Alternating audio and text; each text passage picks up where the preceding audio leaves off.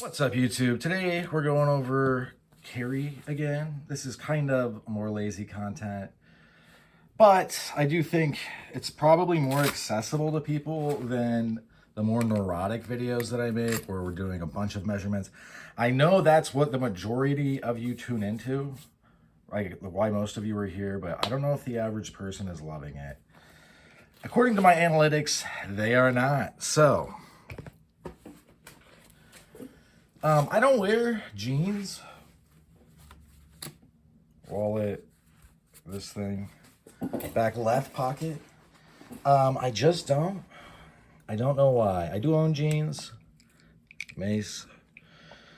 They're just not something that I find myself shimmying into.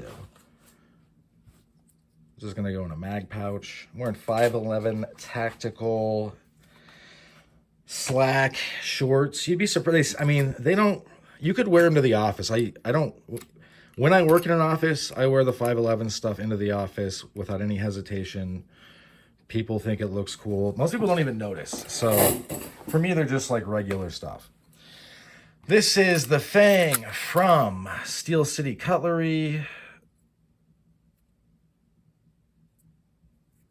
Carry this basically all the time, everywhere.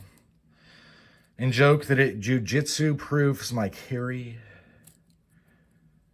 I don't know if that's true, but having this makes me much more confident that if someone did get on me, because I have this just chilling in the flashlight pocket, or is it the flashlight pocket? There's a knife pocket that I could grab it and then get someone off of me. So that's kind of like the last ditch. Things are going real bad. How is this person choking me out? You know what I mean? After carrying the single and double finger knucks, carrying a full size knuckle is so much. And this is chunky too. I guess I just didn't realize how spoiled I had gotten or become from carrying, you know, just a little impact weapon stinger type thing, and then usually a impact weapon that is small, because I just wanted to see what was up with it, you know? I feel like some carries you got to run more than once before it's like, oh, I understand the ins and outs of doing this. I really like these. They've been on the channel a couple times. I'll link a card. I am linking cards. If the cards aren't working, I don't know what to do. And I'm not just saying that because if the cards actually aren't working, I'm just going to stop doing them. But they do work for me sometimes. You know, this is quite a bit of coverage. Like, this is a crazy amount of coverage compared to a single finger or a double finger. That's so much of your hand is covered. And then if you throw a glancing blow, because this is the horn grapnel from, I forget what these guys are, but they're awesome and they sell them. You can buy them directly. But the glancing blows are gonna be sticky in the worst way.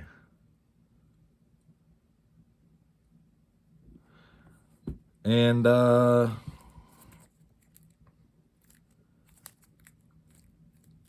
this I'm carrying basically to just get the hang of it. And I haven't really got a chance. I forgot to throw it in a pocket today, so. But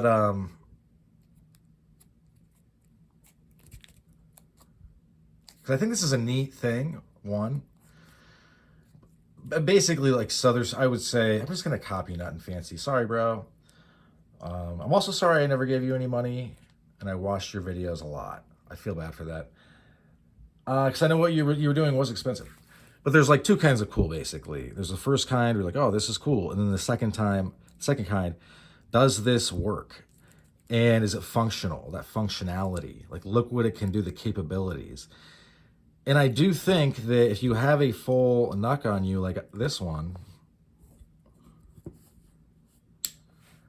then I feel like, especially with like a backup thing like I have, the Fang, I don't mind carrying something that's kind of more fun than serious. However, I think that once I get the hang of this, it'll be basically like another version of a nunchuck. And I don't know how many of you folks have played with nunchucks to the point where you're good. You usually, if you're going to get good, you start out with the foam ones. But once you get good with them, they're pretty formidable. I would say definitely, but you're going to be much better off against an unarmed person. Let's put it that way. And then even then, if they were to be armed, you have different things that you can do. You can trap, you can strike from super long range. Anyway, it doesn't matter. But this thing is going to put like 20 inches on my reach if I were to figure, I think that would be the hardest, obviously. I think what would probably happen more than that is this one, it kind of acts like a very long nunchuck. Then if I were to get real close. Yeah, I think this thing is cool. It's not the first Slungshot from Witch Doctor Zero on the channel. It is, I believe, the second. I could be wrong about that, and I think it's the third Slungshot on the channel total. This one's super neat. The one from Cutlery Customs, might be custom. I like his a lot because it's small. So it's kind of the opposite end of the spectrum from this, as far as like how long and chunky and big they can be. The other one from Witch Doctor Zero is also pretty small, and at some point I'll get it out. But this one is like pretty full size.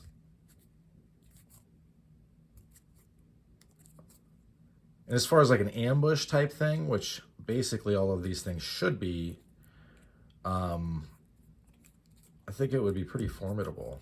It's also just cool. I just think it's neat. And eventually I'll be good with it. And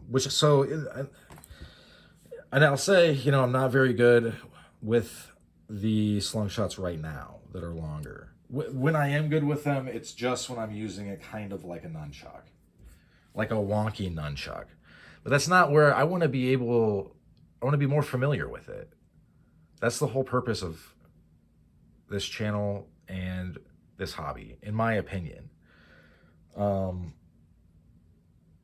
trying to experience a lot of different things and figure out what's good for you, what's best for you, and what you like and what you don't like. Yeah, that's about all she wrote for this one. Thanks for sticking with me to the end. Hope you folks have a good rest of your day. This is the horned grapnel. They are available, and there are 3 other variants, and you can get them in plain aluminum, and then there's also a couple other options right now until they sell out eventually. But yeah,